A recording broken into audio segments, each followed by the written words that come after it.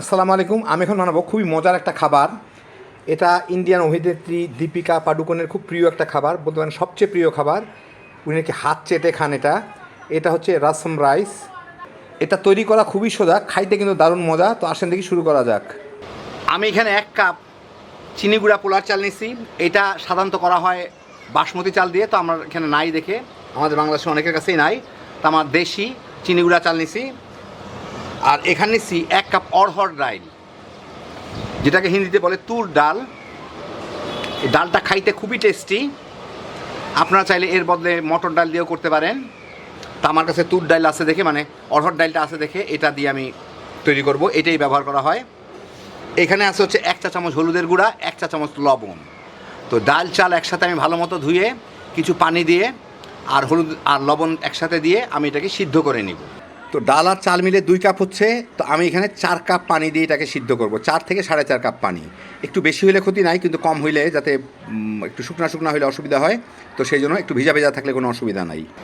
চাল ডালগুলা ভালো মতো ফুটে উঠছে, পানিটাও কমে গেছে। আমি এখানে কিন্তু 4 কাপ পানি দিলাম। এখন আমি এটাকে ঢেকে একদম কম জালে দমে রেখে দিব, যাতে মানে পোলার মতো দমে রেখে দিব, যাতে এটা পানিটা টেনে সিদ্ধ হয়ে যায়, খুব বেশি পানি না থাকে আর কি।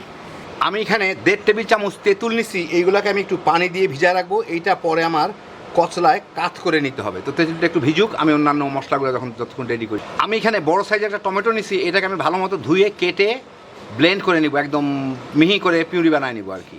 আমি এখানে 1 চা চামচ আস্ত ধনিয়া, 1 চা চামচ অড়হর ডাল মানে তুর ডাল, আধা চা চামচ গোলমরিচ, আস্ত গোলমরিচ, আধা চা চামচ জিরা, শিকে চা চামচ 1/4 চা চামচ আস্ত মেথি, আর 3টা বড় সাইজের আমাদের চিটাগাঙ্গের মিষ্টি মরিচ।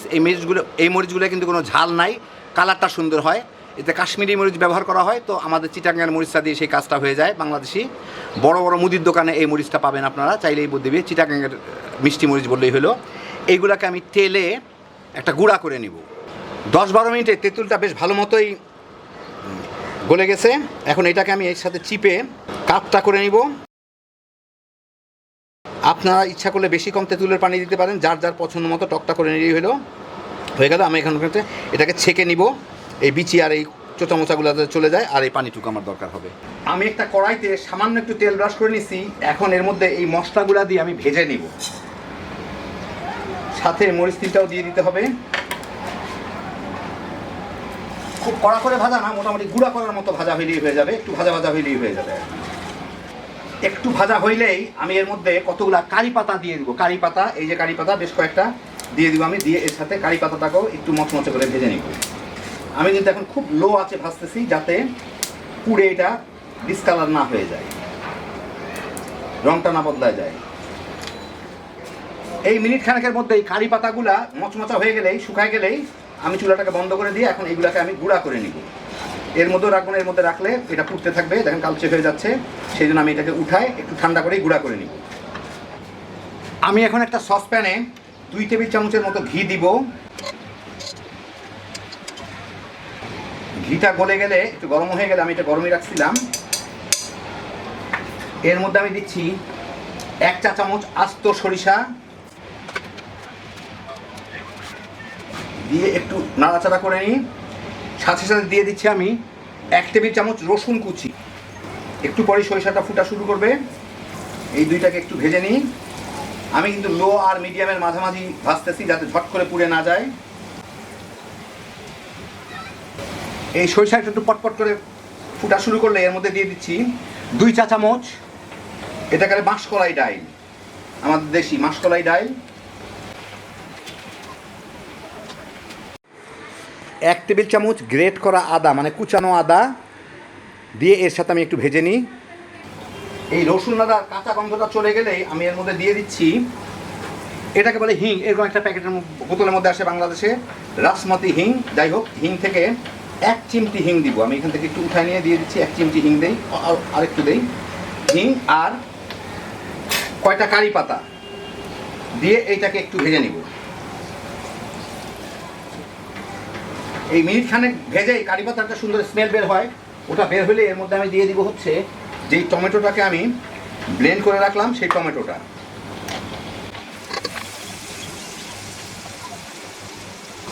দিয়ে এর সাথে আমি একটু ভুনে নিব। 4-5 মিনিট ভুনে পানিটা শেষ হয়ে গেলে আমি এর মধ্যে কয়টা শুকনো মরিচ ভেঙে রাখছি ওগুলো দিয়ে দিব। আর যে মশলাটা বানায় রাখলাম, সেই মশলা গুঁড়া করে রাখলাম, সেই মশলাটুকু দিয়ে দিব এর মধ্যে। সম্পূর্ণ মশলাটাই দিব, আমি অল্প করে বানাইছি যাতে একবারই হয়। দিয়ে এর সাথে একটু ভুনে নিব মশলাটাকে। এই মিনিট খানেক ভুনলেই হয়ে যাবে। এই মিনিট খানেক ভুনেই আমি এর মধ্যে এখন চুলার জালটা আমি বাড়ায় দেই। এর মধ্যে আমি দিয়ে দিব পানি। এখানে আমি 6 কাপ পানি দিলাম, লাগলে আর একটু দিব, কারণ এটা একটু ঢেলার খিচুড়ি টাইপের হয়, সেই টাইপের, সেই জন্য আর কি। এখন চুলার জালটা আমি হাই আর মিডিয়ামের মাঝামাঝি করে দেই যাতে পানিটা জলদি ফুটে ওঠে। আর যদিও আমি চাল ডাল লবণ দিয়ে একটু জাল দিছিলাম, মানে সিদ্ধ করছিলাম, অত লবণ হয় নাই ওর মধ্যে, তা আমি এর মধ্যে স্বাদ মতো কিছু লবণ দিয়ে দিব পানির জন্য আর কি। যার যার পছন্দ মতো নুন দিয়ে দিলেই হবে। এটা ভালো মতো ফুটে উঠছে, এখন এর মধ্যে আমি চাল ডালগুলা দিয়ে দিব। আর কেউ যদি সাদা ভাতের সাথে খাইতে চান তাহলে শুধুমাত্র ডাল সিদ্ধ করে দিবেন, চাল দেওয়ার দরকার নাই। তো আমি চাল ডালগুলো যে সুন্দরভাবে সিদ্ধ করে হয়ে গেছে আমার, ওগুলো আমি এখন এর মধ্যে দিয়ে দিতে হবে আমার।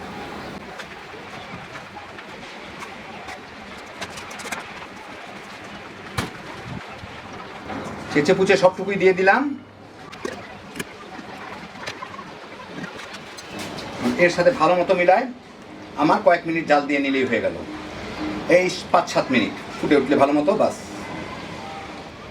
এখন আমি এটাকে ঢেকে 5-6 মিনিট জাল দিব।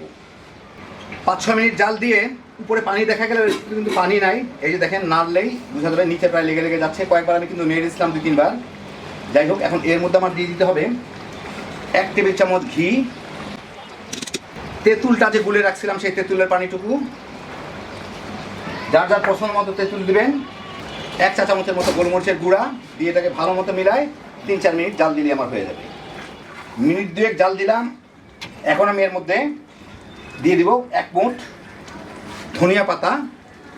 দিয়ে আমি আর জাল দিব না এটাকে, এর ফ্লেভারটা এমনি চলে আসবে। আমি চুলাটা বন্ধ করে দিই, দিয়ে এটাকে ভালো মতো মিশাই দিই। দিয়ে গরমা গরম আপনাদের আমি একটু বেড়ে দেখাচ্ছি। তো এই দেখেন, হয়ে গেল আমার দারুণ মজার রসম রাইস। এটা এভাবে চাল দিয়েও রান্না করা যায়, অথবা চাল বাদে শুধু ডাল দিয়ে রান্না করে তারপরে ভাত নিয়ে ভাতের উপর ঢেলে দেওয়া যায়, অথবা চতুর্দিকে দিয়ে দেওয়া যায়। এখন এর উপরে সামান্য একটু ধনিয়া পাতার কুচি। যদি আমার বুকটা ফাইটা যাইতেছে, ফৈনি মানুষ, এত টাকা নাই, তারপরও একটু ঘি দিতে হবে, একটু ঘি ছড়ায় দিই। দীপিকা পাডুকোনের খুব প্রিয় খাবার একটা, উনাকে বলে একদম হাত চেটে খান। আসলে কিন্তু খাবারটা খাইতে দারুণ মজা। যারা খিচুড়ি পছন্দ করেন একবার এইভাবে বানায় দেখেন, বাসার সবাই মিলে তামা তামা করে খেয়ে ফেলাইতে পারবেন। হ্যাভি জোশের একটা আইটেম। আল্লাহ আপনাদের সবাইকে ভালো রাখুন, সুস্থ রাখুন, নিরাপদে রাখুন। ইনশাল্লাহ বেঁচে থাকলে আবার দেখা হবে। আল্লাহ হাফেজ।